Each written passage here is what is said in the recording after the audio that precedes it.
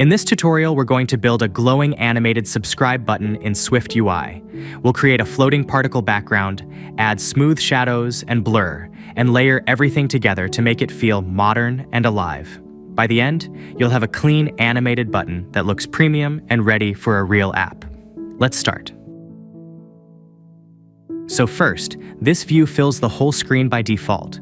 If you don't pass a width or height, it just stretches everywhere and ignores the safe area. If you do pass a size, it stays inside that box. Now the important part is TimelineView. We use it because we want smooth animation without managing timers ourselves. It keeps updating the view over time, like giving us a fresh now value every frame. That's how the particles move. Clamp is just protection. It makes sure the position never goes below 0 or above 1, so particles don't fly off the screen. Then inside the loop, PX and PI are just the animated positions. We take the original X and Y, add a little floating motion using sine and cosine, and that makes each particle drift smoothly. Speed controls how fast it moves. Drift controls how far it moves.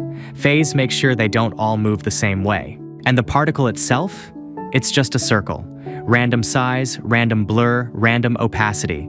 We slightly animate the opacity too so it feels alive. Then we position it using the real width and height from Geometry Reader, because our X and Y are just percentages.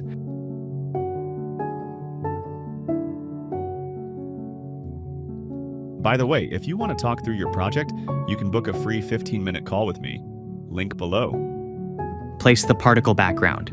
That's just the animated glow behind everything. Then on top of it, we add a big capsule. This is basically our main button shape. We give it a soft red-pink mix color and a big shadow so it feels glowing and alive. Then we add another capsule, slightly smaller. This one gives the button depth. We add a thin stroke with a light gradient from top to bottom so it looks glossy, and a small shadow under it to make it feel lifted. Now the blurred circle at the bottom. This creates that soft light glow under the button. We blur it a lot, move it slightly down, and then mask it with a capsule shape, so the glow only appears inside the button area.